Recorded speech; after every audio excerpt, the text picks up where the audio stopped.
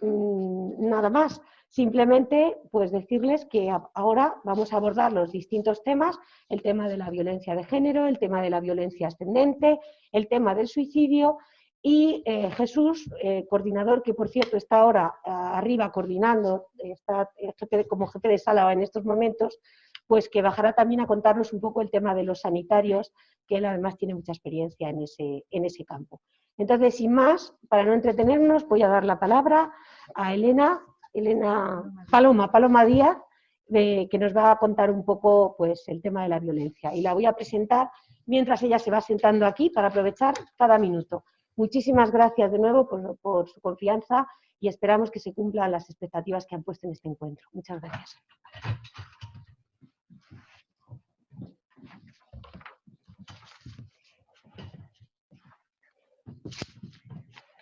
Paloma es psicóloga general sanitaria.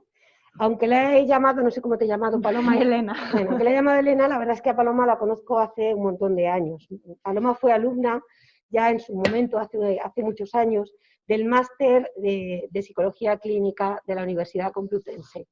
Y no solamente eso, sino que también fue psicóloga residente de la Clínica Universitaria de Psicología durante 2 años en los que yo era la directora de aquella clínica, la que estuve dirigiendo 16 años y medio. Y la verdad es que fue una espléndida psicóloga clínica y desde entonces pues he seguido su carrera profesional. Y si tuviera que decir algo de ella, diría que es el ejemplo de psicóloga emprendedora, psicóloga clínica emprendedora, porque realmente Paloma lleva muchos años y ha levantado una clínica, la Clínica Europa, que hoy es uno de los centros más prestigiosos de psicología en Madrid. Ella se ha especializado en el tema de la violencia de género y además es una persona que no ha trabajado solo con víctimas, sino también con los agresores, lo cual yo creo que es una experiencia muy importante. Y de eso viene a hablarnos hoy, un poco de cómo abordar ese tema en el teléfono.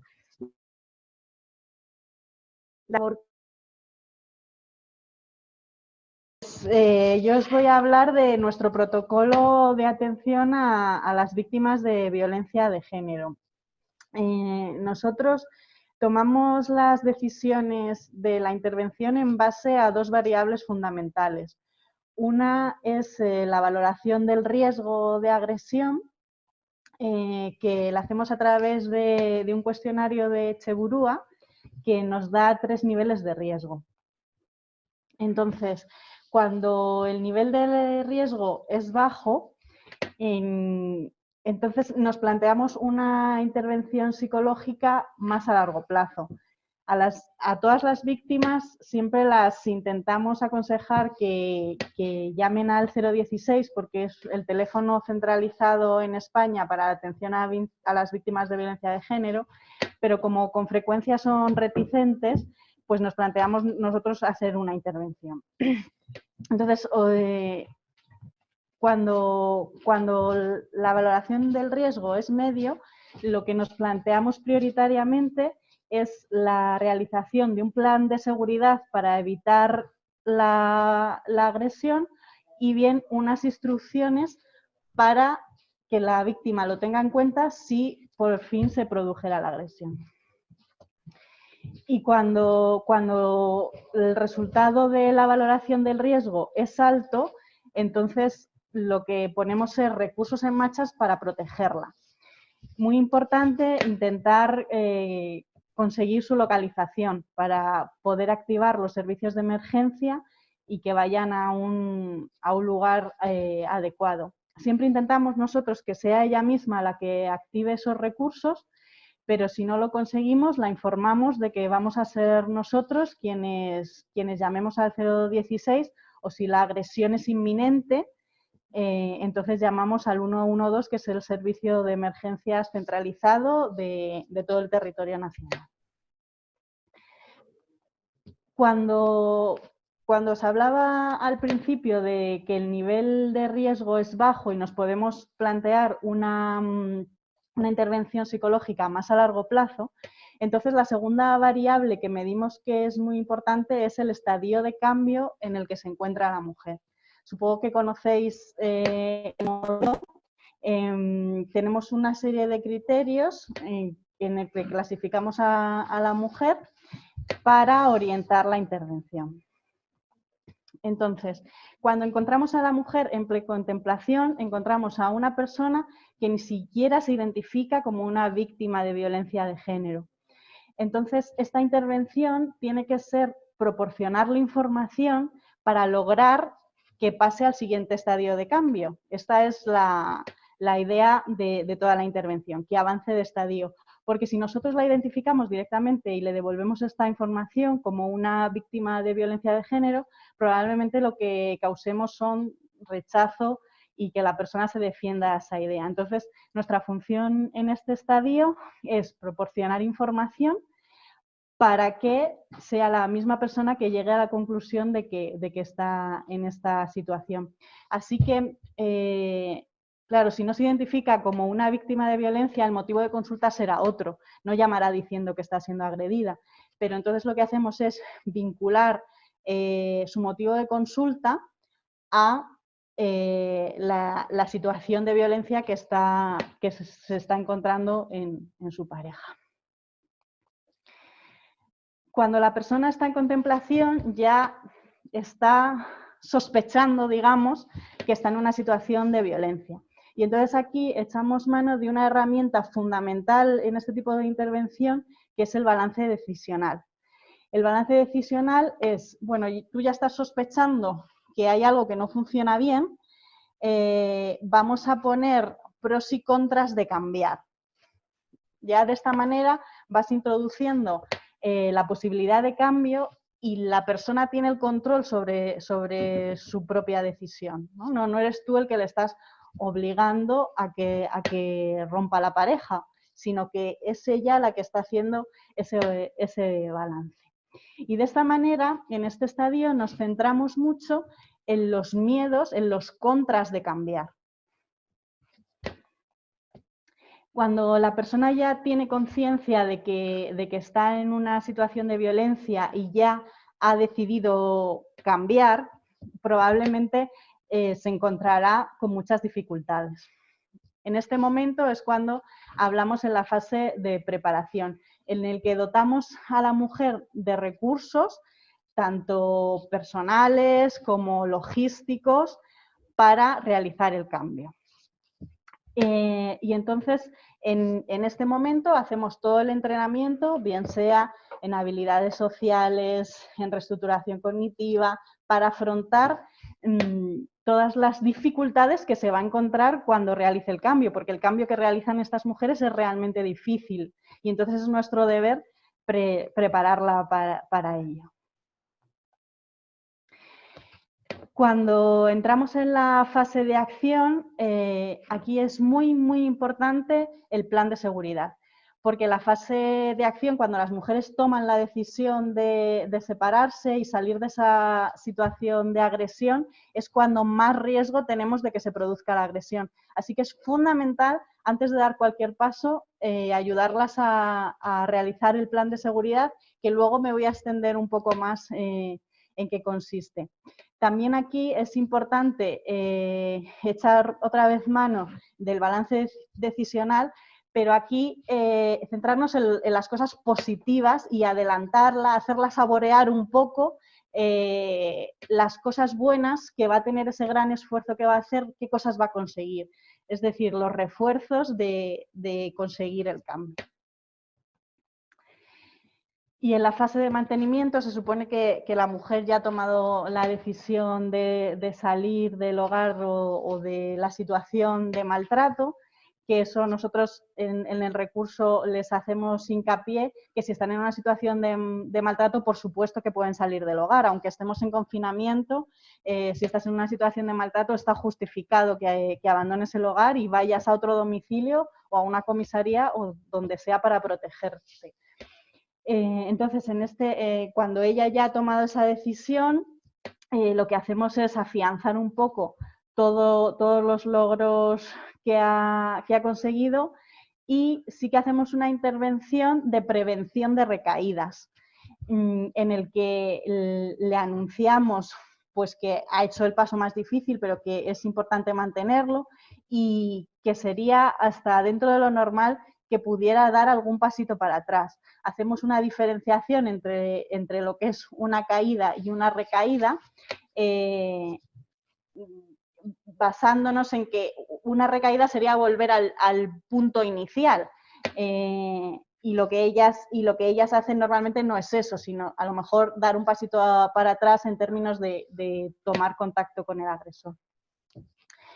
Y cuando nos la encontramos en fase de recaída, porque estos procesos de cambio en el que las mujeres salen de estas situaciones, pues no son lineales y conseguimos éxito a la primera en los 100% de los casos. Con frecuencia nos vemos con mujeres que han vuelto a la situación. Y nada, pues en estos momentos retomamos otra vez la entrevista motivacional, volvemos a hacerle todas las psicoeducaciones que hemos hecho, volvemos a la psicoeducación sobre la caída y la recaída, y en función del estadio en el que vuelva la mujer, que no tiene por qué ser al principio, puede volver en una fase de cambio, en una fase de contemplación, pues retomamos la intervención. En cuanto al plan de seguridad, las entrenamos a las mujeres a que se pongan a salvo, fundamentalmente alejándose del agresor y alejándose de objetos peligrosos que él pueda tener a mano. También las entrenamos mucho en comunicación con sus hijos, porque con frecuencia hay hijos en estas parejas. Si no hay hijos, pues esta parte no, evidentemente, pero cuando hay hijos también las entrenamos en comunicar a sus hijos cómo van a salir del domicilio en una situación de emergencia. Y también comunicar con personas fuera. Esto es una parte fundamental, buscar apoyo social en la familia, en amigos, en vecinos. Las entrenamos y las animamos a que comenten esto para poder tener recursos cuando salgan del hogar. Las instruimos para que preparen una bolsa de emergencia con las cosas más inmediatas y con las cosas más a largo plazo, ¿no? Pues a corto plazo van a necesitar las llaves del coche, el DNI, pero a largo plazo les viene bien tener documentación relevante, llevarse documentación relevante, porque es posible que entren en un procedimiento judicial y necesiten toda una serie de documentación probatoria. También las instruimos por si se produce una agresión, que nosotros, pues claro, intentamos evitar en todo momento, pero no estamos protegidos nunca al 100%, ¿no? Entonces, en el caso de que se produzca una agresión, las entrenamos a cómo tienen que recoger la prueba. Y esto es muy importante, sobre todo buscando testigos. Testigos de las secuelas o incluso testigos de la agresión o de la situación anímica, si es posible, tanto de la víctima como del agresor. Porque esto le da solidez luego a la prueba. En el caso de que haya un procedimiento judicial, el problema de la violencia de género es probarlo, sobre todo si es violencia psicológica, porque cuando es física y hay señales, pues es más fácil la prueba, pero si no, es muy importante la presencia de testigos. Y luego las prevenimos también por el acoso, porque es verdad que puede que no se llegue a producir una agresión propiamente dicha, pero sí que se produzca una situación de acoso telefónico o incluso presencial. Entonces la instruimos mucho para que no esté sola e intente denunciarlo y ponerlo en conocimiento de personas que la puedan proteger. Y esto es un poco lo que yo os quería contar. Ahora creo que vas a presentar a Sara. No, a Pedro. Perdona, Pedro. Sí. Bueno, muchas gracias, Paloma. Ha sido estupenda tu presentación. Ya decía que era un lujo tenerla de jefa de sala. Y a continuación va a tener la palabra Pedro Martín Barracón. Pedro es psicólogo experto en emergencias y catástrofes. También es máster en Psicología Clínica y de la Salud por la Universidad Complutense y ha llevado a cabo también una formación especializada en el tema del suicidio, en terapias contextuales. Vamos, que es otra de estas personas que no ha dejado de formarse a lo largo de los años. además de haber seguido trabajando, porque también tiene una trayectoria profesional muy relevante, él también ha colaborado en muchas emergencias, pues digamos que aúna las dos partes, tanto la de ver y tratar psicológicamente o psicoterapéuticamente a las víctimas, como en las tareas de coordinación de las emergencias. Y él también trabaja en uno de los centros más prestigiosos de Madrid, Princesa 81, y además es el responsable de las emergencias en este centro, que por cierto lleva 13 años, así que lleva ya una gran experiencia. Muchas gracias también por aceptar estar aquí en el equipo y por aceptar estar aquí en esta formación. Muchas gracias, cuando quieras. Muchas gracias a ti Pedro por viene a hablarnos de la prevención del suicidio. Muchas gracias por tan generosa presentación, Maripaz. Bueno, buenas tardes a todos. Es un placer formar parte de esta formación y compartir espacio con tantos profesionales que en la medida de lo posible estamos arrimando el hombro para intentar hacer más llevadera la actual situación. Yo voy a hablar sobre la prevención del suicidio y qué estamos haciendo exactamente en el dispositivo del Consejo General de la Psicología diariamente. Bueno, para empezar, a mí me gustaría tirar de uno de los eslóganes, de uno de los mantras, de uno de los padres de la suicidología, Edwin Sneidman, que viene perfectamente al caso en la situación actual por la que atravesamos, ¿no? El suicidio es una solución eterna para lo que a menudo no es más que un problema temporal. Y esto es uno de los mantras que tenemos más en mente ahora mismo, ¿no? Vale, sabemos que cada 40 segundos alguien muere en el mundo por suicidio y cada 2 segundos alguien lo intenta. En España, cada día mueren 10 personas por suicidio, por cada suicidio hay al menos 20 intentos. Y en el mundo en general, ay va, se ha descolocado un poco el audio, vaya. En el mundo, de forma global, hay cerca de 900.000 suicidios anuales. Esto significa 200.000 suicidios al día, aunque ya la OMS advertía en el año 2014 que al menos el 30% de esos suicidios no se computan. Y es que de esos 172 Estados miembros, ahora creo que son 198, solo 60 tienen datos de registro civil de buena calidad y en la actualidad solo 38 países tienen un plan nacional de prevención del suicidio, entre los cuales, por supuesto, no se encuentra España. Antes de la actual crisis COVID-19, había más muertes por suicidio que por guerras, homicidios y epidemias en el mundo. Actualmente, la crisis COVID, algunos expertos a nivel internacional ya advierten de este repunte de suicidios relacionados con la crisis COVID por distintos factores relacionados, ¿no?, con la situación actual.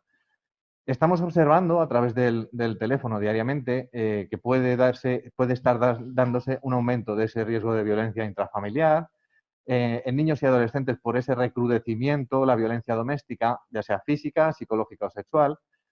Otro factor que agrava la circunstancia y que puede aumentar el número de suicidios es ese distanciamiento de la red de apoyo natural y el aislamiento social, que es el principal factor de protección, por supuesto.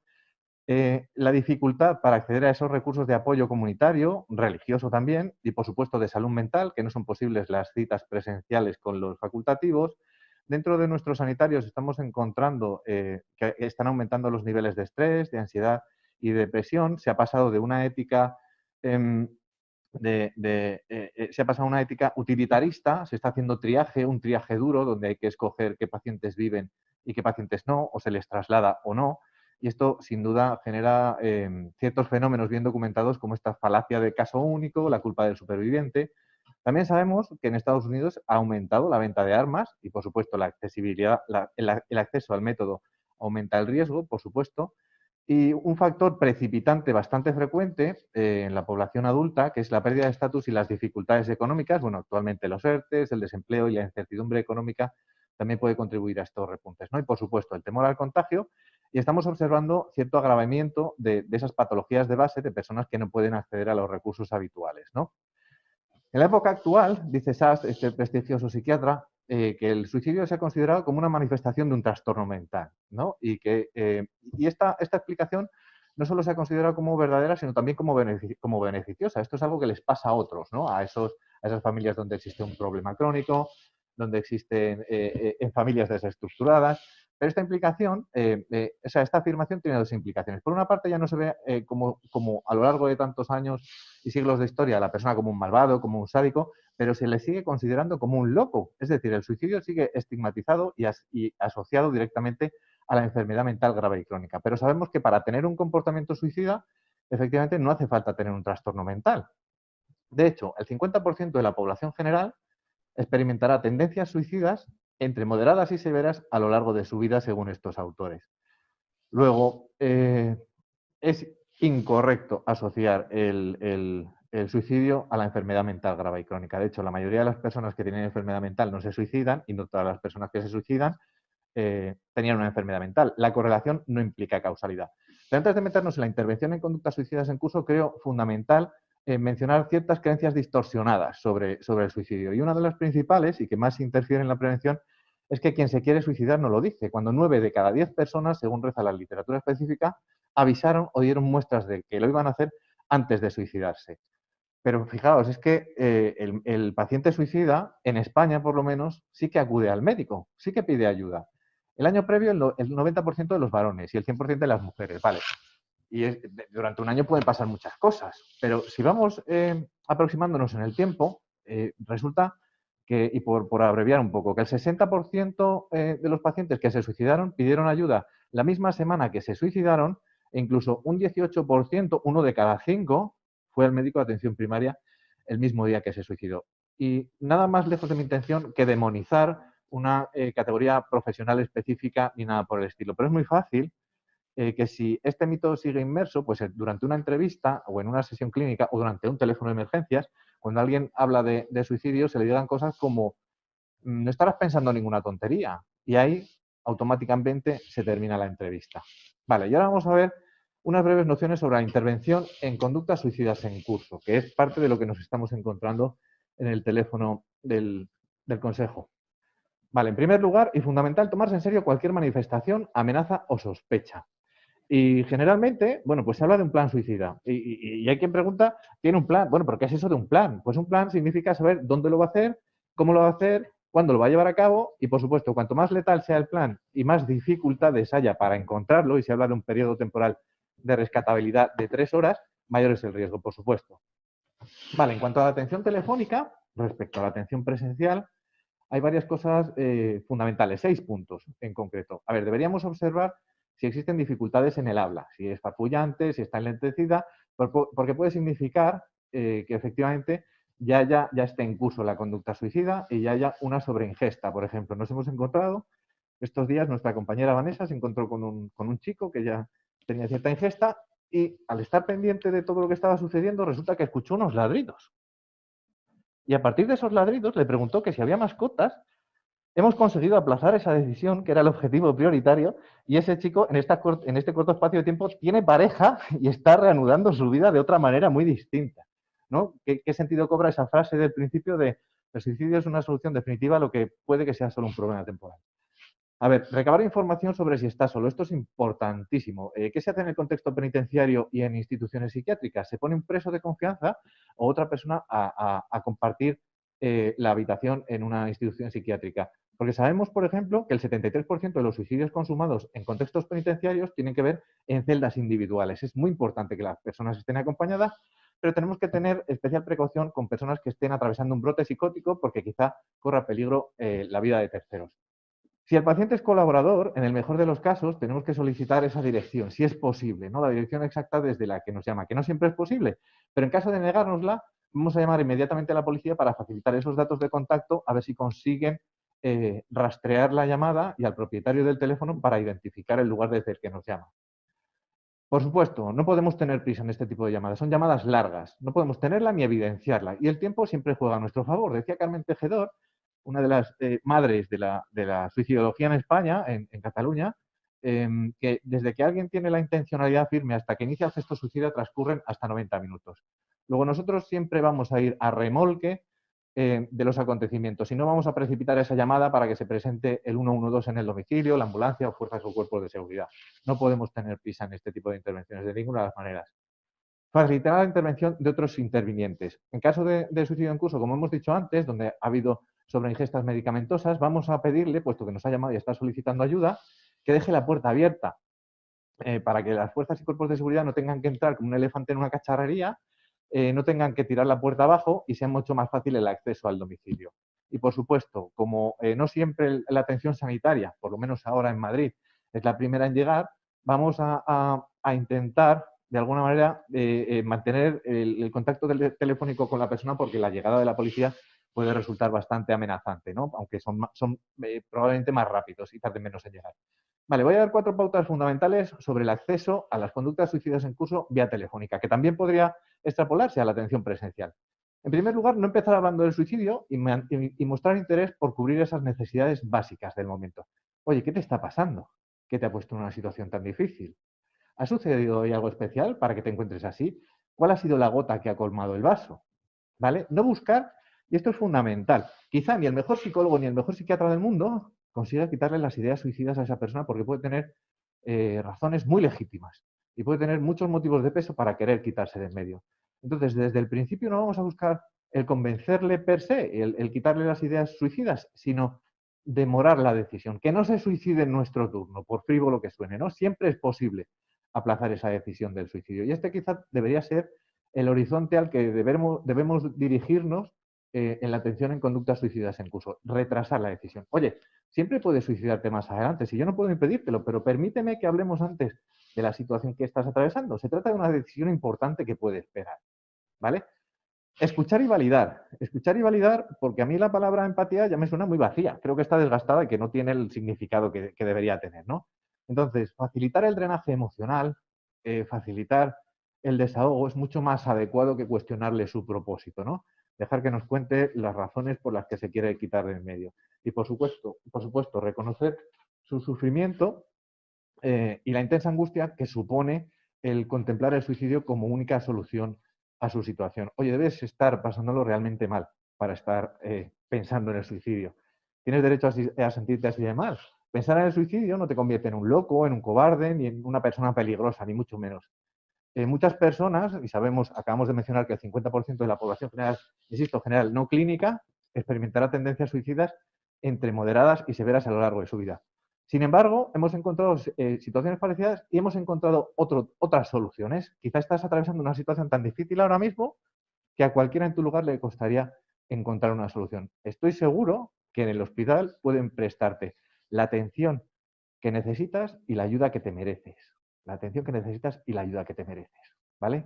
Introducir algún tipo de refuerzo positivo, en la medida de lo posible, en este contexto tan difícil, ¿no? Oye, el hecho de que hables conmigo y reconsideres tu decisión a pesar de tu sufrimiento es muy meritorio e inteligente por tu parte. La mayoría de las personas, hasta el 80% de los que han sobrevivido, se arrepienten de haberlo hecho. Es una decisión importante que puede esperar. Y este es un mantra de la Asociación de Prevención del Suicidio y Atención a Supervivientes en Gerona, APSAS, que a mí me resulta especialmente útil en este contexto y creo que es mucho más realista, ¿no? No digas que no puedes, di que todavía no sabes cómo salir de esta situación, ¿no?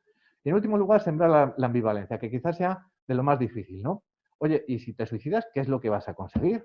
¿Cómo sabes que lo que te espera es mejor? Oye, ¿sabes que puede ser lento y muy doloroso? Oye, lo que me cuentas es realmente importante. ¿Te has despedido de alguien? ¿Te importaría compartir conmigo qué le has dicho? Oye, ¿cómo crees que afectará esto al futuro de tus hijos o de tu esposa o de tu hermano, de tus hermanos o amigos?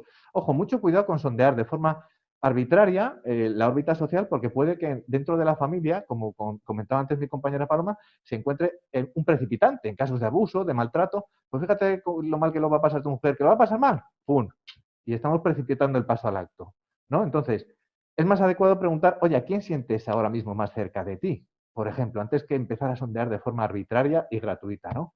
Oye, ¿sabías que frecuentemente otras personas, miembros de la familia, imitan esta forma de solucionar problemas? Y es que existe efectivamente un fenómeno que se llama las epidemias suicidas en algunas familias, como ocurre en España, donde en el Triángulo de la Muerte, entre Priego, Alcalá la Real e Iznájar, hasta 3 miembros de la misma familia se han ahorcado en la misma rama del mismo olivo. Entonces existe cierta transmisión generacional de un método para solucionar problemas. Y esto no quiere decir que exista un gen suicida de ninguna de las maneras. Vale, deberíamos tener presentes como profesionales siempre, por supuesto, que si al final la persona termina con su vida, la decisión ha sido suya, no tenemos responsabilidad sobre el suceso, no podemos obligar a nadie a vivir en contra de su voluntad y siempre podrá encontrar otro motivo para hacerlo. En definitiva, no es culpa nuestra. Para terminar, quiero dar unos recursos de ayuda, que es el teléfono de atención contra el suicidio, también atendido por profesionales durante todo el año, una aplicación para el móvil que resulta especialmente útil para profesionales, para personas en riesgo, para familiares que están preocupados por la salud de alguien y, por supuesto, para los sanitarios, donde se incluye la versión moderna de la tarjeta de seguridad que se ideó para la prevención del suicidio en la Comunidad de Madrid. Muy útil, es de descarga gratuita, PreventSuic se llama la aplicación, tremendamente útil y muy recomendable, por supuesto.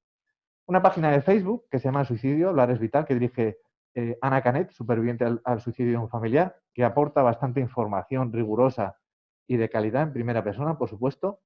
Y, por supuesto, quiero recordar uno de los principales mantras en suicidología. El suicidio no es culpa de nadie, pero es responsabilidad de todos. Por mi parte, voy terminando aquí, dejo mis datos de contacto. Muchísimas gracias. Muchas gracias, Pedro. También ha sido una exposición muy útil. Y a continuación voy a presentarles a Sara Liébana. Sara es una investigadora, personal investigador de la Universidad Complutense, además de ser máster en Psicología General Sanitaria. Ella forma parte del equipo de investigación en tratamientos y Psicología Clínica y de la Salud de la Universidad Complutense, que es un equipo consolidado de investigación. Y Sara ha formado parte durante años de nuestro grupo de investigación y bueno, nosotros trabajamos con víctimas de atentados terroristas y de catástrofes y ella es una persona que puede decir que ha llamado pues, a más de 500 personas que son víctimas de terrorismo y de catástrofes, ¿no? Lo cual realmente la coloca en una situación de privilegio para nosotros tenerla aquí, porque ella sabe muy bien cómo tratar a las víctimas, a las personas que se sienten mal, y además cómo hacerlo telefónicamente, porque la verdad es que la cantidad de horas de experiencia que tiene en este sentido es digna de destacar. Además de formar parte del equipo de trabajo en víctimas de terrorismo, en víctimas de catástrofes de nuestra universidad, ella también, como personal de investigador, ha impartido numerosas clases y cursos sobre la atención a víctimas de terrorismo y a víctimas de catástrofes. Y además de este área en el que ha trabajado, también ha trabajado mucho en violencia ascendente. Durante años, en la Clínica Universitaria de Psicología, llevamos a cabo el tratamiento de más de 100 familias con violencia ascendente en la Comunidad de Madrid, en un programa que teníamos con la Agencia de Reeducación y Reinserción del Menor Infractor y también con la Consejería de Familia. Ella ha formado parte de todos estos tratamientos y hoy viene a presentarnos pues un poco qué tendríamos que hacer en estos casos. Muchísimas gracias, Sara, también por haberte dejado involucrar en este equipo y por estar en el teléfono como jefa de sala. Muchas gracias. Muchas gracias a ti también, Maripaz, por confiar en mí para tanto estar aquí en este momento como estando trabajando en la sala. Muy buenas tardes a todos. Muchas gracias por estar al otro lado de las pantallas. Tal y como ha mencionado Maripaz, os voy a contar exactamente cuál es el protocolo que llevamos a cabo a la hora de coger una llamada, atender una llamada de una madre o un padre que resulta que está sufriendo violencia por parte de alguno de sus hijos. Sí que estamos viendo, es verdad, que por el confinamiento, todas las personas que se encuentran en casa, todas estas situaciones familiares disfuncionales, conflictivas que ya existían antes, pues se han visto exacerbadas, se han visto que todos estos problemas familiares han ido aumentando, han ascendido el número de veces, el número de situaciones conflictivas por estar todos encerrados en casa. Entonces, es verdad que es un recurso el nuestro, pues que es muy fácil porque al final es una llamada telefónica, a ellos se sienten muy bien, se sienten además muy entendidos en todas las llamadas que nosotros recibimos. Y bueno, sin más preámbulos, voy a empezar un poco a comentaros cuál es el protocolo exacto desde que cogemos el teléfono para un caso de violencia ascendente. Lo he ido dividiendo así, ¿vale? Para que lo veáis más gráficamente y así os lo puedo ir contando.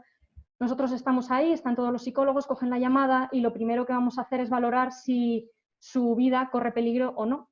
Eso va a ser lo primordial. Voy a empezar con la parte en la que no corre peligro su vida y que le vamos a proporcionar una atención, como han comentado, consejo psicológico, terapia breve, que es lo que estamos haciendo aquí en este servicio.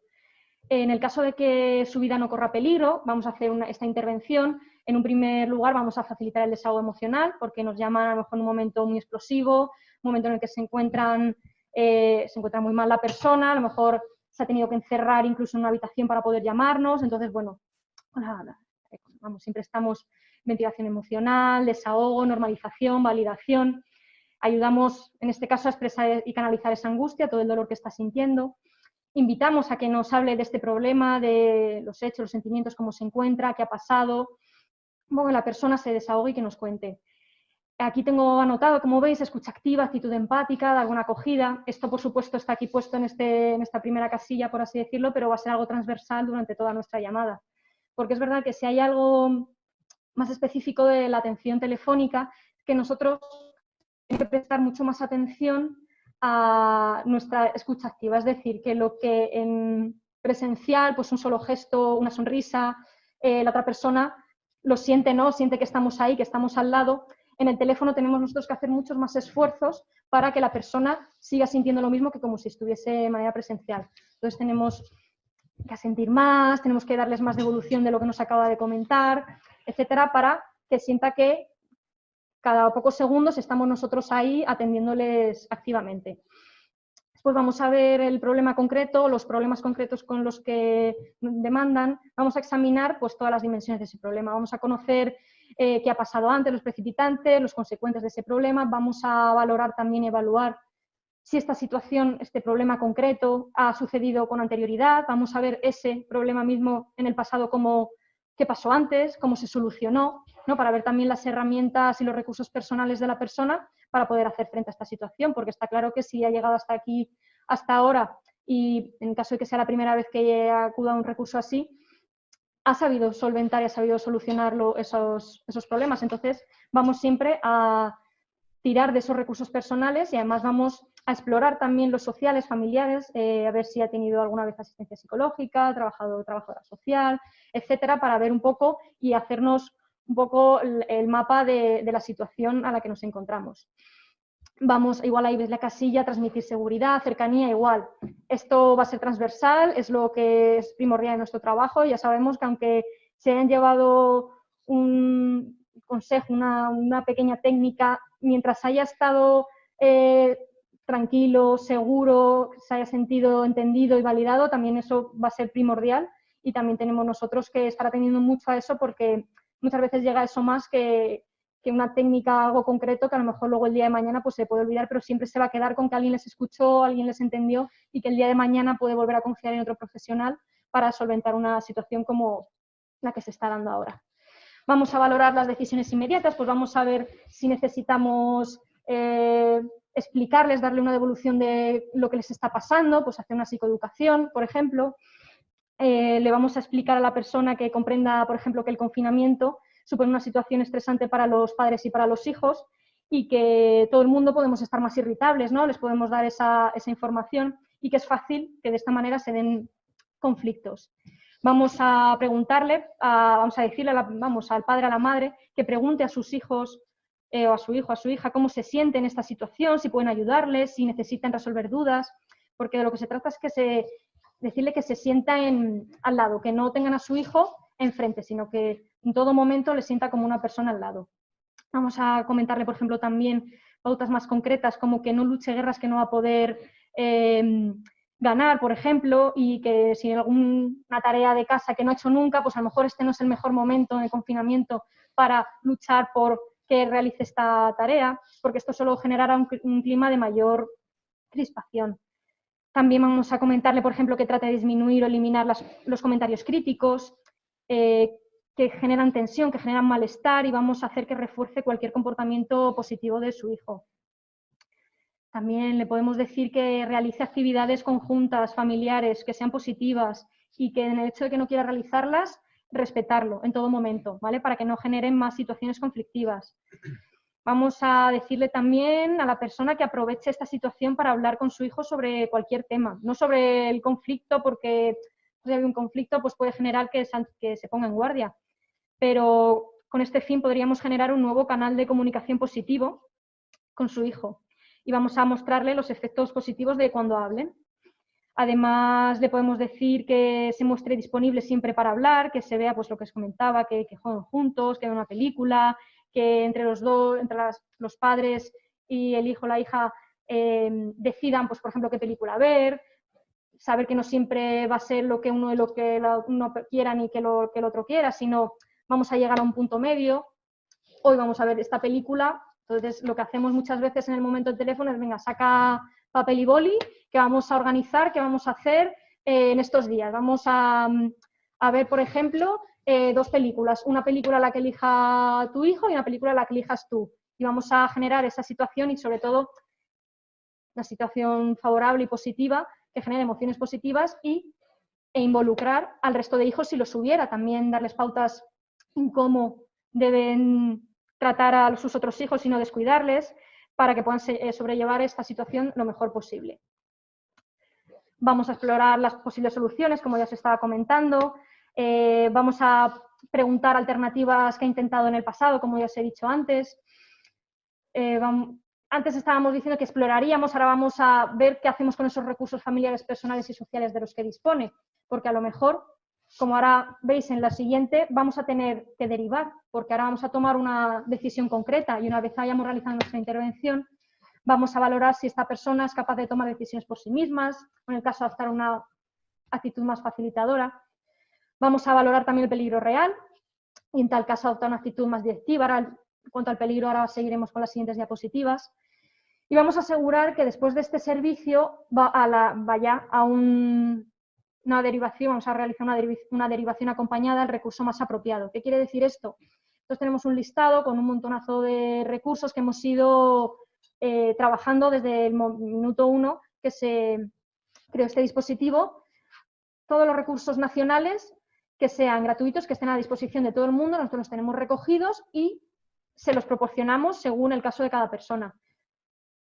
Buscamos cuál es el recurso que más se ajusta a esta persona, se lo damos, un número de teléfono, un correo electrónico, una página web, y lo que se ha acompañado significa que después le vamos a decir que en unos pocos días, que le damos unos días para que llame y demás, le vamos a volver a llamar a la persona para ver si este recurso ha funcionado. En el caso de que necesite seguimiento, lo que vamos a hacer, si lo necesita, concretamos la fecha para el siguiente seguimiento. ¿Y qué haremos en el siguiente seguimiento? Pues seguir trabajando un poco, volveríamos otra vez al inicio, no del principio, porque obviamente irían cambiando ya las pautas, porque estaríamos revisando ya qué ha estado haciendo durante estos días, si los ha puesto en marcha, en práctica estas pautas que hemos llevado a cabo, si le ha costado, si a lo mejor le vendría mejor otras, es decir, vamos haciendo una terapia breve. Y si en el caso de que no necesite ningún seguimiento porque se haya quedado muy claro, haya sido una cosa muy concreta en esta misma llamada, pues por supuesto agradecer la llamada y reforzar la valentía de habernos llamado, porque sabemos que no siempre es fácil y en realidad que nos llamen ya significa que quieren mejorar, que saben que aquí hay un problema y que quieren ponerle solución. Vamos a ir a la parte en la que sí existe peligro, sí que corre peligro su vida, o bueno, sí que ha habido una agresión o puede haber una posible agresión.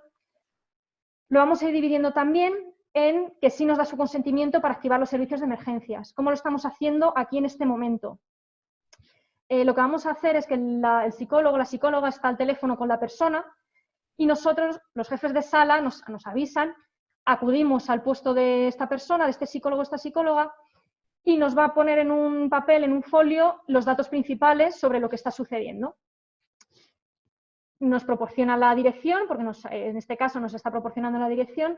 Lo que vamos a hacer los jefes de sala es llamar al 112 o a los servicios, el teléfono de emergencias de cada comunidad, que también los tenemos registrados en un archivo, y vamos a llamar y vamos a mantenernos en espera hasta que lleguen los servicios de emergencia. Vamos a estar calmando a la persona, muchas veces hablando a veces ni siquiera del problema en este momento, sino, o sí, pero que puede ser un poco más de distracción, ver en dónde se encuentra cerrado en el baño, en la cocina, etcétera. Vamos a informar de las consecuencias que tiene en función de la decisión que tome, porque es probable, le vamos a informar y ofrecer la posibilidad de denunciar. Entonces, le vamos manteniendo al tanto con toda esta información.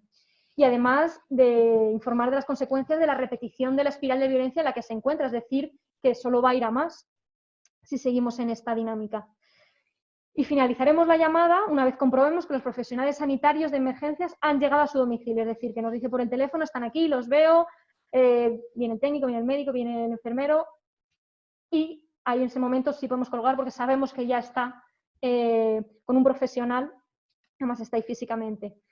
Pero nosotros nos vamos a quedar ahí, vamos a realizar un seguimiento que le vamos a avisar que se lo vamos a ofrecer para comprobar cómo evoluciona y atender estas necesidades y, en el caso necesario, buscar el recurso más apropiado para esta persona.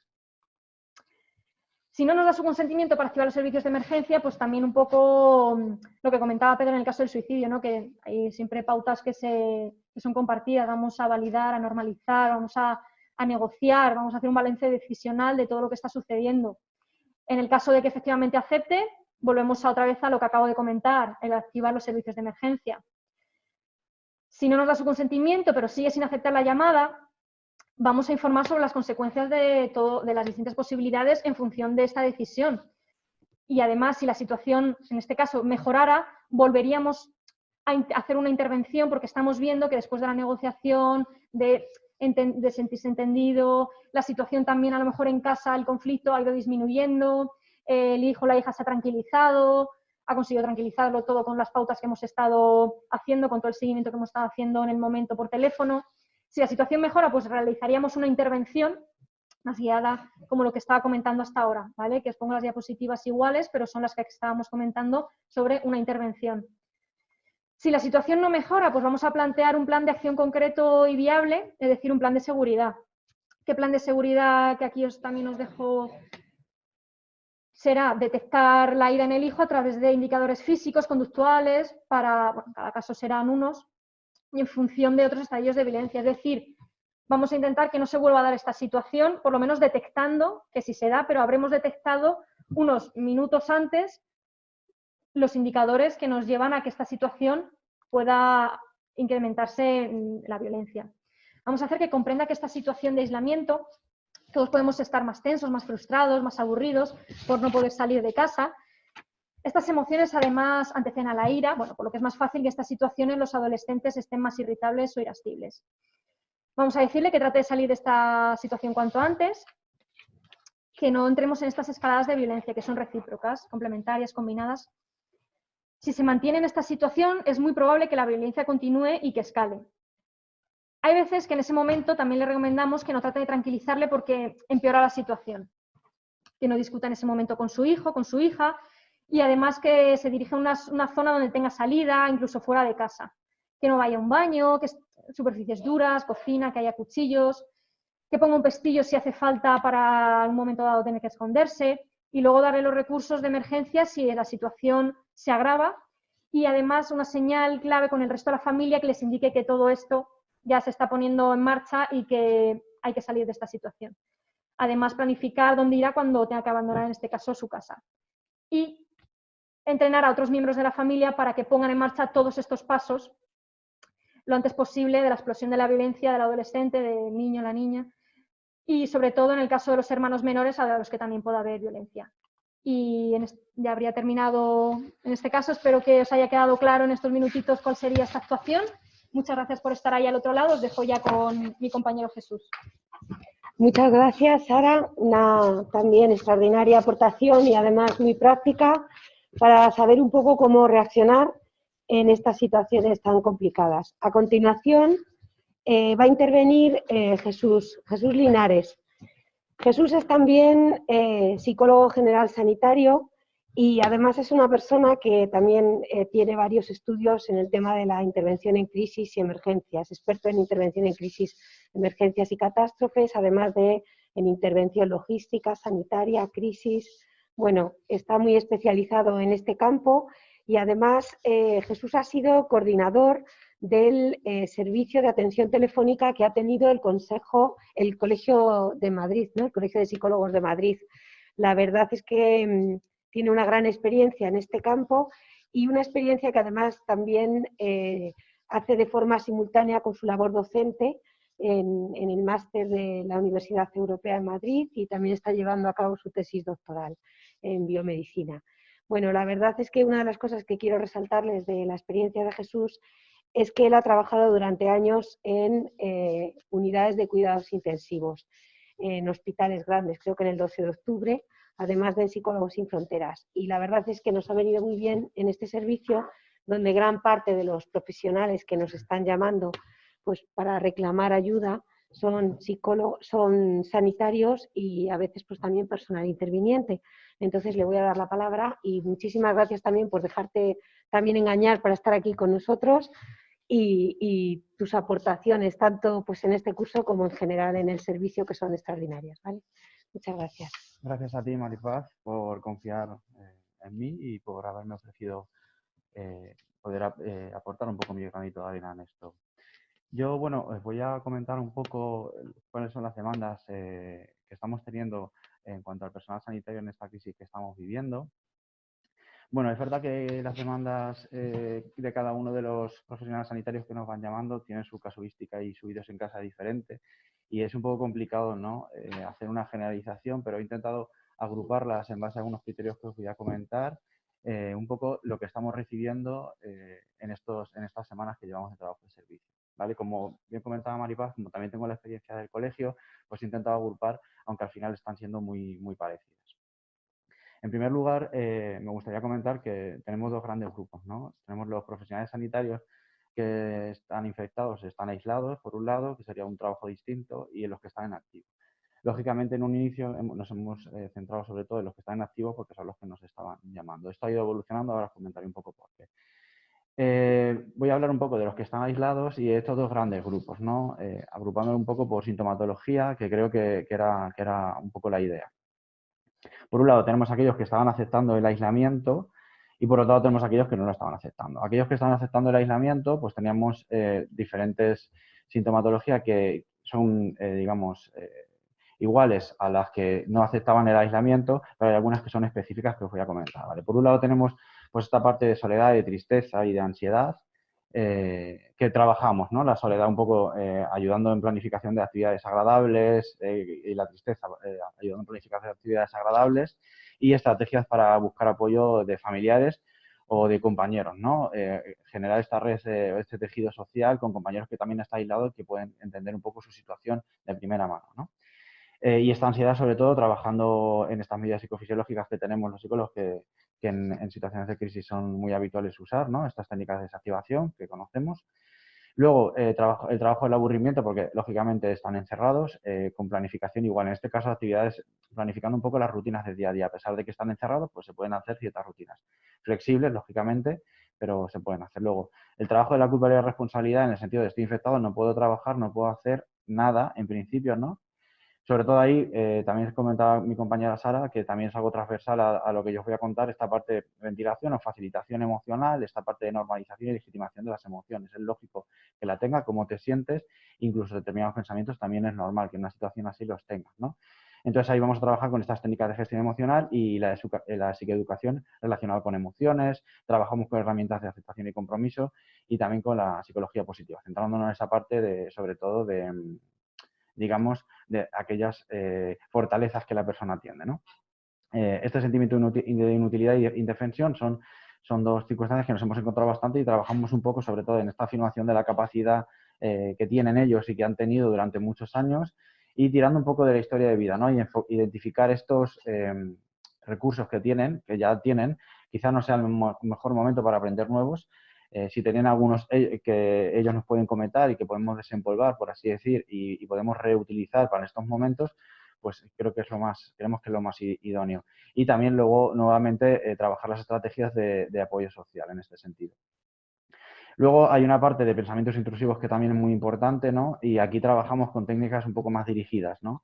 Tenemos estas técnicas de distracción y detención del pensamiento, como por ejemplo la parada de pensamiento, tiempo basura, todo esto que conocemos, y luego las técnicas de relajación un poco que pueden estar más dirigidas o no, en imaginación, pues, o a lo mejor una respiración diafragmática simplemente, pero en ese momento imaginando un recuerdo concreto que tengan de una manera muy vivida y les ayuda a bajar su nivel de activación general y además a distraerse en ese momento. Entonces, esto generar una rutina con esto nos está funcionando bastante bien. Luego tenemos los que no aceptan el aislamiento, que tenemos los dos primeros cuadritos que veis son los que son un poco distintos a los que sí aceptan el aislamiento. Tenemos esta ira, este enfado, esta rabia que les aparece porque realmente, aunque entiendan cuál es el motivo, pues pueden no aceptarlo. Quieren ir porque a lo mejor están asintomáticos, a pesar de que conozcan los riesgos, ¿no? Pero bueno, quieren ayudar, ¿no? Entonces, esto les despierta estas emociones, ¿no? Ahí, por supuesto, hay que dejarles darle la facilitación emocional, aunque ellos normalmente digamos que lo comentan de una manera muy abierta y se desahogan de una manera muy abierta, no interrumpirles, dejarles que desahoguen, ¿no? y normalizar la situación y legitimar esas emociones, esos pensamientos, incluso aunque algunas veces nos parezcan un poco desde nuestra posición, digamos, algo exagerados, en este momento lo que hay que hacer es dejar que digan lo que tengan que decir, ¿no? Y que gasten esa energía. En el momento que tengan un poco bajo de energía podemos hacer otras cosas, ¿no? Y ahí es donde trabajamos un poco la desactivación de la curva de la ira-hostilidad, que es lo que estaba hablando, ¿no? Y hablar un poco, ¿no?, de la psicoeducación es muy importante aquí en emociones, ¿no? Que conozcan realmente qué función biológica tiene la ira, para qué sirve, ¿no? Porque hay muchos que están enfadados, pero se sienten mal por estar enfadados, ¿no? Es un poco retorcer esta situación, pero si entienden por qué está la ira y para qué sirve y la aceptan, y en vez de luchar contra ella, que ya lo veremos con el tema del miedo, le damos de la mano y trabajamos con ella y vivimos con ella en vez de intentar evitarla, pues funcionan un poco mejor en ese sentido, ¿no? También utilizamos, como digo, herramientas, esto que estoy comentando son herramientas de la aceptación y compromiso, de psicología positiva, que también están relacionadas con esta desconfianza y suspicacia, esta queja que hay, que aparece también en ellos cuando no aceptan el aislamiento, ¿no? Volvemos a esta parte de facilitación, de normalización y legitimación. Y aquí trabajamos un poco, sobre todo porque como estas quejas muchas veces están dirigidas a su propio hospital o a su propio clima laboral, sus propios compañeros, pues trabajamos un poco en técnicas de comunicación asertiva y técnicas de solución de problemas realmente, porque hay veces que se quedan en la queja inútil, perdón, y no avanzan, ¿no? Y entonces sería un poco, ¿cuál es tu objetivo? ¿Qué hay detrás de esta queja? ¿Qué es lo que realmente? ¿Es que te sientes culpable porque no puedes estar? ¿O es que hay una queja real que podemos desgranar y podemos ver qué podemos hacer con ella, ¿no? Y no quedarse solamente en la queja puntual.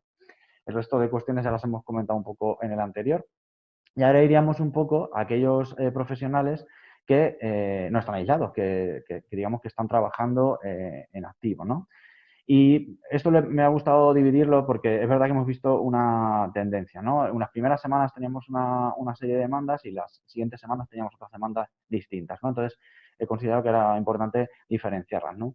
En una primera oleada de demandas, como veis en la diapositiva, hemos trabajado sobre todo con el tema del miedo, ¿no? ¿Miedo a qué? Miedo, pues a contagiarse, por supuesto, pero a contagiar a los suyos, a llegar a casa y contagiar a los suyos o incluso a contagiar a otros pacientes, ¿no? Volvemos, como digo, como comentaba mi compañera Sara y como también ha comentado mi compañero Pedro, esta parte de ventilación o de facilitación emocional, de normalización y legitimación, no la voy a volver a repetir porque es digamos, algo transversal a todas las intervenciones que se hacen en terapia breve o intervención en crisis, estamos haciéndolo así, ¿no? Digamos que es esta balsa que está cubriendo todas nuestras intervenciones. Pero bueno, concretamente, habría que hacer mucha psicoeducación en el miedo, ¿no? Porque el miedo es una emoción desagradable, muchos de ellos hablan de ella como algo negativo, como algo, pero realmente intentamos explicarles que es algo desagradable, pero que es necesaria, que este miedo tiene una función biológica muy importante de protección, entre otras cosas, ¿no? Y entonces, que ellos entiendan por qué sienten miedo, les calma, ¿no? Digamos. Y ahí reforzar un poco las conductas más adaptativas, porque si este miedo nos lleva a evitar determinadas situaciones o nos lleva a tener determinadas conductas que no sean adaptativas o que sean incluso peligrosas, ¿no? Pues ahí es donde realmente está el problema, ¿no? Y entonces trabajaríamos mucho en el reforzamiento de estas conductas adaptativas. Luego tenemos por otro lado esta parte de ansiedad, que bueno, que a algunos de ellos pues les genera esta paralización o esta indefensión de no tengo equipos necesarios para protegerme, etcétera, etcétera. Y ahí trabajamos un poco de la misma manera buscando estrategias para buscar apoyo social, para ser entendidos y para que estos miedos, esta ansiedad la compartan y vean que es compartida, que es una parte de la situación. Y, por supuesto, las técnicas de gestión emocional y activación, desactivación conductual que os he comentado antes para relajarse, ¿no? Luego viene esta parte de distrés, es que esta parte que aparece cuando se va cronificando el estrés y cuando estas demandas externas están superando un poco los recursos que nosotros vemos que subjetivamente tenemos para afrontarlo y se mantiene el tiempo y aparece este distrés, ¿no? Y aquí lo mismo, trabajaríamos un poco en esa ventilación, esa normalización, esa legitimación y las técnicas de gestión emocional nuevamente y nuevamente también en desactivación con técnica de relajación, de respiración diafragmática, ya son todas estas técnicas que conocemos que bajarían un poco este nivel de activación general de base que tenemos durante todo el día, ¿no? Un poco sería esto. Luego venimos a la segunda parte de la segunda oleada, en la que ya estos miedos que tenían esta primera oleada se cumplen, ¿no? Los compañeros se están contagiando, es más, muchos de ellos desgraciadamente están falleciendo y estamos atendiendo llamadas en las cuales propios médicos tienen que certificar muertes de compañeros o de conocidos muy cercanos dentro de su propio hospital y esto está siendo bastante duro para ellos, ¿no? Este miedo que estamos peleando en esta primera oleada se cumple y entonces estamos encontrando situaciones bastante dramáticas de profesionales sanitarios que incluso sin decirle nada a sus familias están escribiendo cartas de despedida por si acaso les pasara algo. O sea, es un miedo real y es un miedo muy intenso, ¿no? Y es un miedo que es legítimo que tengan porque lo están viendo, ¿no? Y no es una persona que esté enferma, ni una persona que sea relativamente mayor, simplemente es un compañero suyo de trabajo con el que estaba trabajando hace 20 años y le ha pasado esta situación y les ha llevado desgraciadamente a fallecer, ¿no? Entonces, ahí trabajamos un poco, para que sea un poco diferente a lo que estoy comentando, una facilitación un poco la integración de este suceso con técnicas narrativas, que también las compañeras que están atendiendo a duelo, en este caso, familiares que pierden desgraciadamente pues un ser querido por el COVID, están trabajando en este sentido, ¿no? En técnicas narrativas, para la integración un poco de esta situación en su historia de vida, ¿no?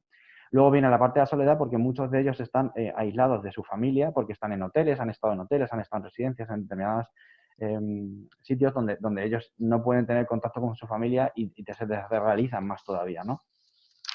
Y en ese sentido, pues trabajamos un poco la planificación de actividades sagradas, les digo, le llamo 2.0 porque hemos trabajado mucho y ha funcionado muy bien el hecho de poder tener, por ejemplo, por poneros un ejemplo, una persona que a lo mejor su pareja lleva mucho tiempo sin verla porque lleva aislada como 2 meses, lo que hace es tener una cena, porque justamente era su aniversario y tuvieron una cena en la que ella se preparó, animamos a ello y cocinaron exactamente lo mismo, estuvieron luego viendo una película y luego esta persona contaba que en principio no confiaba mucho en esto, que a priori puede parecer una tontería, pero que se fue a la cama muy tranquila, que al día siguiente incluso tenía la sensación de haber salido con su pareja, ¿no? Estas pequeñas cuestiones, por eso lo llamo 2.0, porque hay muchas reuniones familiares, muchos cumpleaños que se están celebrando de esa manera y animamos a que esto sea así porque está teniendo unos efectos muy positivos en general sobre la salud mental de los profesionales sanitarios y está sirviendo de alguna manera para bajar ese estado de ansiedad y además para distraerse un tiempo y para entender que no están solos, que su familia está ahí realmente y que no es una llamada de teléfono de cómo estás, simplemente hablando del mismo tema, que están muy cansados de hablar de lo mismo, simplemente desconectan, ¿no? Realmente en ese sentido. Y luego, este desbordamiento o embotamiento emocional, ¿por qué? Porque estamos encontrando como dos caminos, ¿no? Estas personas que realmente tienen una habilidad emocional muy fuerte y están absolutamente desbordados y según descolgamos el teléfono están llorando, que está bien y eso es, quiero decir que esto no lo estamos tratando como algo patológico, lo estamos tratando como algo dentro de la normalidad y lo esperable, pero también están aquellas personas que están llamando realmente asustadas porque tienen como describen ellos, ¿no? Y ellas tienen un dolor tan grande como si el vaso ya se hubiera desbordado y tienen que certificar varias muertes o tienen que amortajar a enfermeros o enfermeras a varios pacientes y no sienten nada, ¿no? Y están llamando diciendo que no sienten nada y dicen, ¿me estará pasando algo? O sea, literalmente dicen, nos estamos volviendo locos, ¿no? Entonces, un poco de psicoeducación con las emociones, que eso también es muy importante para que lo entiendan y entender que es una fase más del proceso que ellos están viviendo, ¿no? Y ahí siempre intentamos reforzar las conductas adaptativas, hacemos como una exploración muy amplia de todo lo que ellos están haciendo para enfrentarse a esta situación y reforzamos aquellas que son compatibles con una gestión adaptativa de la situación, básicamente, ¿no? Luego sí que me gustaría pues, hacer una mención a algo que también nos estamos encontrando en general y yo creo que es una cuestión que es un déficit que hay en general en los profesionales sanitarios, que trabajamos con personas y las personas tienen que hablar y a las personas hay que darle la información, ¿no? Y desgraciadamente, dentro de los planes formativos que hay de las carreras sanitarias, la comunicación de malas noticias, la comunicación de situaciones difíciles en este tipo de temas no están muy desarrollados. Y desgraciadamente se han visto envueltos en una situación en la cual han tenido que comunicar fallecimientos por teléfono. Fallecimientos que tienen que comunicar por teléfono y que además estas personas familiares tienen que hacer un duelo sin el cuerpo.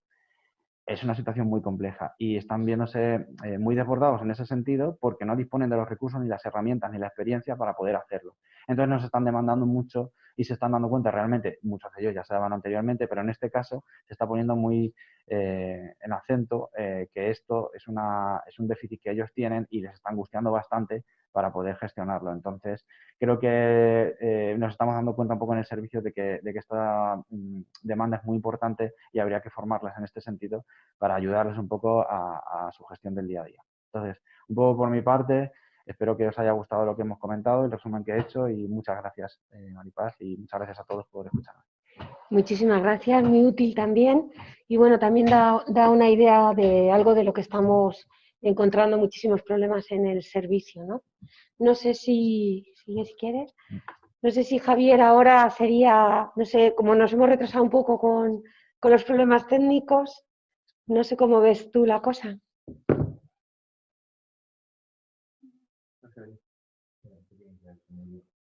Espérate que no se dé nada. Ya he planteado en el chat que si alguien quiere hacer alguna pregunta, tenemos un espacio de unos 5 o 10 minutos para ello. Informar que se está grabando la sesión y que previsiblemente se va a poder colgar, si no hay ningún problema, se va a poder colgar en la web de Psicofundación, así como también todas las 4 o 5 presentaciones de PowerPoint. También la intención es que se pueda colgar en la web de Psicofundación. Estoy revisando el chat a ver si alguien tiene alguna pregunta, quiere hacer alguna cuestión a alguno de los ponentes. Y estoy mirando. Si nos preguntan a ver si se da algún tipo de seguimiento, si se hace o se da algún tipo de seguimiento psicológico posterior a la atención primaria que se realiza. Sí, es una de las cosas que hacemos en el servicio y que consideramos que es fundamental, tanto cuando es una atención psicológica breve, que muchas veces es así, cuando es una consulta, pues a veces, por ejemplo, cómo comunicar una mala noticia a alguien, pues también solemos luego hacer un seguimiento a ver cómo le ha ido, a ver cómo ha funcionado. Por supuesto, en todos los casos en los que hay personas con problemas más graves, también luego hacemos un seguimiento, o sea que realmente sí que forma parte de la experiencia de atención telefónica que llevamos a cabo, por supuesto que sí. Muy bien. Otra compañera nos pregunta a ver si conocemos de algún manual, si podemos recomendar algún manual para poder atender de forma telefónica en el contexto de la situación en la que nos encontramos, es decir, en el contexto del COVID. Si hay algún manual que pueda estar disponible. Si me permitís, en la página web del Consejo General de Psicología, en el apartado, hay un apartado que es del área de intervención psicológica en emergencias, y ahí durante esos 2 últimos meses hemos colgado pues aproximadamente unas 50 o 60 documentos, guías, protocolos, precisamente que tiene que ver con todo el tema de la intervención psicológica durante el COVID. Si tenéis alguno que queráis comentarlo ahora, si no, ahí hemos intentado volcar toda la documentación que se ha publicado en esos 2 meses sobre este tema. Nosotros hemos partido también un poco del trabajo que había en la clínica universitaria de psicología de la Complutense, que tenía una guía de buenas prácticas, y la hemos utilizado y estamos desarrollando ahora un manual de procedimiento mucho más, digamos, operativo, ¿no? Como al estilo de los algoritmos decisionales que hemos expuesto aquí. Pero yo creo que con el material que dices, Javier, está, vamos, fabuloso, porque está muy completo. Comenta una compañera, pues dirigida a Pedro, ¿qué se debe hacer en el momento del abordaje frente a una persona que quiere suicidarse? Pues como he comentado un poco, grosso modo, antes, en primer lugar, lo más importante es aplazar la decisión. Aplazar la decisión. No buscar el quitarle las ideas suicidas, como comentaba, porque quizá tengan motivos muy legítimos y muy sólidos para querer quitarse de en medio, efectivamente, en ese momento. Entonces, necesitamos aplazar la decisión. Y en muchas ocasiones, como estamos viendo, eso requiere de la intervención presencial por parte de un soporte vital avanzado, por parte de fuerzas y cuerpos de seguridad del Estado, y que alguien interrumpa esa escalada, ¿no? y que termine en un suicidio consumado.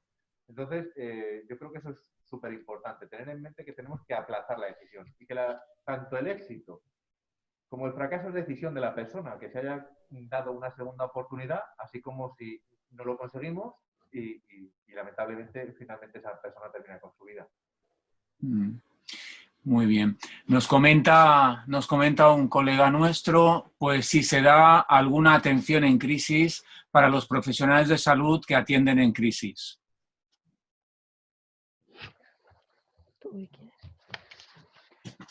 Pues en principio estamos atendiendo a todo tipo de profesionales, o sea, la línea que tenemos, el número que tenemos dedicado para profesionales sanitarios, no solo para profesionales sanitarios como tal, es para profesionales intervinientes en general. Por lo tanto, ahí se atienden profesionales relacionados con el ámbito sociosanitario, profesionales con el ámbito sanitario puramente, profesionales intervinientes como pueden ser policía, pueden ser cuerpos y fuerzas de seguridad del Estado general, y tampoco nos olvidemos de profesionales que trabajan en tanatorios, ¿no? Que trabajan en servicios funerarios, que también nos están llamando. O sea que sí, efectivamente, allí nos están llamando cualquier tipo de profesional que esté en el ámbito de intervención. Incluso propios psicólogos también nos han llamado. Bueno, hay otra cuestión que nos dice que en los casos de pérdida de familiares, ¿cómo se les recomienda afrontar el duelo? Bueno, en realidad, para un buen afrontamiento del duelo es importante que se produzca en el funcionamiento de la persona una oscilación entre lo que es el manejo de sus propias emociones y el trabajo con las emociones y lo que es el seguir funcionando. Entonces, lo que es el manejo de las emociones es muy importante que la gente aprenda, como se ha comentado aquí, a aceptar que hay determinadas emociones que realmente es importante que las sientan. Por ejemplo, la tristeza. Cuando se ha perdido una persona que quieres, es imposible no estar triste. Entonces, esa tristeza es una emoción muy fuerte, pero es una emoción que yo estoy dispuesta a aceptar porque he perdido a alguien muy importante. Y de hecho, la tristeza tiene también una función en el sentido de que nos hace darnos cuenta de lo que hemos perdido, reflexionar sobre ello, poner un poco los valores de nuestra vida en orden, ¿no? Que es lo que más nos importa. Y también, en cierto modo, ir aceptando de forma a veces dosificándonos el sufrimiento, no solamente lo que significa la pérdida, sino también no solamente lo que es que hemos perdido a esa persona, sino lo que significa, ¿no? Que no la vamos a poder abrazar, que no la vamos a poder volver a ver. Entonces, todo eso lleva a un proceso que facilita la tristeza, ¿no? Pero a lo mejor también hay gente que se siente culpable, es decir, se siente triste, culpable. Y realmente la culpa pueden sentirla, pero a lo mejor realmente no tiene mucho sentido. Sí tiene sentido estar triste, pero a lo mejor no sentirse culpable. Porque realmente, ¿por qué de sentirme culpable? Y te dicen, porque tenía que haber estado con esa persona y no estuve. Ya, pero tú no puedes sentirte culpable de algo que no sabías que ocurriría y que hubieras hecho cualquier cosa para que no pasase. Tal vez la culpa no es nuestra emoción, porque uno tiene que aceptar las emociones, pero también tiene que saber a veces con qué emociones se queda, ¿no? Entonces, por un lado hay que hacer todo ese trabajo emocional. Pero por otro lado, no hay que perder de vista que las personas nos fatigamos emocionalmente si estamos todo el día en esas emociones. Entonces hay que conseguir articular una oscilación entre la emoción, las emociones con las que yo me quiero quedar y no tener miedo a la tristeza, porque una tristeza soportable, una tristeza sosegada puede ser soportable, pero a lo mejor una tristeza ansiosa, una tristeza con culpa, no. Entonces, por un lado, mantener esa tristeza en los términos en los que bueno, considero que es legítima, ¿no? Quitarme la ansiedad y quitarme a lo mejor la culpa. Y luego, por supuesto, siempre dedicar un tiempo a esas emociones, al recuerdo, a todas esas cosas tan importantes para despedirnos de la persona, para hacer esa parte narrativa de la que hablaba Jesús, pero al mismo tiempo, y esto es fundamental, funcionar, seguir funcionando, hacer cosas que me permitan acceder a reforzadores de la vida, a los apoyos que tengo. Entonces, en esa oscilación entre funcionar y manejar las emociones y construir una nueva vida que no se detenga en el momento en que perdemos a esa persona, sino que seamos capaces de tener un presente y un futuro, eso es lo que realmente tenemos que conseguir, ¿no? Sería un poco el manejo emocional y el funcionamiento. Nos preguntan si el equipo de psicólogos que están trabajando en ese servicio de atención telefónica, si también tienen apoyo psicológico. Bueno, la verdad es que el equipo que tenemos es fabuloso y fantástico y tiene muchísima experiencia. Y además tenemos una cosa buena, yo creo, y es que no lo he explicado antes porque por falta un poco de tiempo, pero es un equipo centralizado, es decir, estamos todos juntos. Y esto hace que nos podamos apoyar mucho unos a otros. Aparte de todo, pasamos unas medidas de autocuidado con unos cuestionarios que de alguna forma son nuestro nuestra vigilancia sobre cómo se encuentran las personas y, por supuesto, cuando hay alguien que necesita, notamos que está un poco quizás más desbordado, pues por supuesto que hacemos alguna intervención. Me parece importantísima esa pregunta porque realmente los psicólogos tendemos a creer que somos invulnerables en este sentido y encima existe el mito de que parece que si es que eres psicólogo y te ves afectado psicológicamente, pues es que eres como de segunda categoría y nada más lejos de la verdad. O sea que me parece muy buena pregunta, la verdad, Javier. Hay una pregunta que va dirigida a Pedro, que comentaba antes que lo importante era aplazar la decisión. Y lo que nos plantea esta compañera nuestra es cómo enfrenta el psicólogo, principalmente en intervención en crisis, el suicidio de un paciente, es decir, cuando no logra aplazar la decisión. ¿Qué debemos hacer en este caso cuando no es posible aplazar la decisión? Eso quiere decir que finalmente la persona decide terminar con su vida. Entiendo, ¿no? Sí. ¿Sí? O sea, ¿qué pautas podemos seguir en el caso de que esa decisión, esta situación de aplazar la decisión, pues que no la contemple el paciente? La persona termina suicidándose.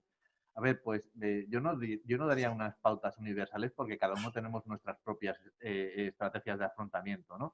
Entonces no me atrevo a dar una pauta universal, pero sí una personal. Y disculpadme el atrevimiento. Antes he dicho que una de las cosas que interfería un poco y que era más perjudicial respecto a la actual crisis COVID es la falta de apoyo social, que sabemos que es el principal factor de protección y de recuperación. Entonces, lo que hemos hecho a lo largo y ancho de la historia de la humanidad, todos, ha sido rodearnos de gente a la que queremos y gente con la que nos podemos desahogar libremente, ¿no? Pues en mi caso, que me ha sucedido en alguna ocasión, pues yo tengo la fortuna de tener una red social de apoyo en la que si tengo que llorar, lloro, si tengo que gritar, grito, si tengo que enfadarme, me enfado y además, afortunadamente, pues son médicos, enfermeros, incluso mi propia mujer trabaja en la extrahospitalaria. Entonces, lo primero que hago llegar a casa, sea la hora que sea, es contarles lo que me ha pasado, ¿no? Y yo recomiendo muy fervientemente a cualquier profesional que lo cuente, que hable de esto. Es fundamental poner en palabras, ¿no?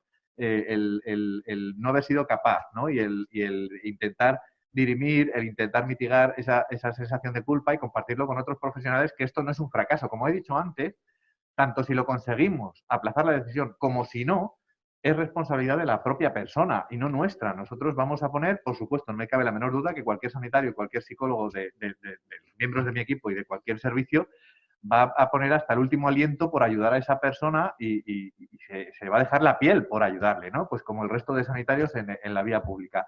Pero hay veces que no llegamos y esto no es culpa nuestra, efectivamente. Entonces, yo recomiendo ponerlo en palabras, apoyarse en la propia red de apoyo. Creo que es algo muy útil escribir estos avisos que no salen como deberían salir, ponerlo en común con otros profesionales, repasarlo porque es lógico, luego vamos a estar rumiando y dándole muchas vueltas, pero es que, como me han mencionado mis compañeros y como hubo con esa postura de aceptación y compromiso, es fundamental y esto es útil, ¿no? Para revisar qué hemos hecho bien, qué hemos hecho mal, qué podríamos haber hecho de otra manera, cómo podemos optimizar nuestra intervención. Y eso no es malo en absoluto, de ninguna de las maneras. No sé si he respondido, Javier. Sí. Bueno, no hay ninguna otra pregunta. Yo creo que podemos cerrar aquí la sesión. Evidentemente, agradeceros a Maripaz y a todo el equipo el excelente trabajo que estáis haciendo en este servicio de atención telefónica y por la valía que tenéis a nivel profesional y a nivel personal.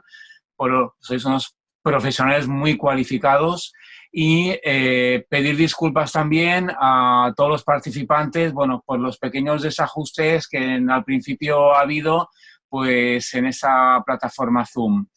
Es intención de que ese sea un primer seminario online de varios que tenemos en mente para poder realizar a lo largo del mes de mayo y junio, precisamente pues para también como un objetivo de RIPE, ¿no? Estar en conexión permanente con Iberoamérica y poder compartir no solamente entre todos nosotros, sino en todos los países, pues todo lo que tiene que ver con el tema de las emergencias, la formación y un tema, pues como es ahora el que nos ocupa, lo que es el confinamiento, la desescalada, la vuelta a la normalidad que se prevé que va a haber un trabajo bastante duro, largo y complejo por parte de los profesionales de psicología, pues seguramente por toda la situación que nos vamos a encontrar, tanto a nivel de salud mental, estrés postraumático y muchas situaciones conflictivas que van a sufrir seguramente muchas personas. Bueno, sin más, nada, lo dejamos aquí. Una vez más, muchas gracias, Maripaz. Y trasládalo no solamente al equipo que ha participado hoy, sino pues a todo el equipo que tenéis arriba en la quinta planta por el excelente trabajo que estáis haciendo desde que se puso en marcha esa línea telefónica. Muchísimas gracias, de verdad. Pues nada, gracias a todos los participantes y seguimos en contacto con otros nuevos seminarios que vamos a ofrecer. Gracias.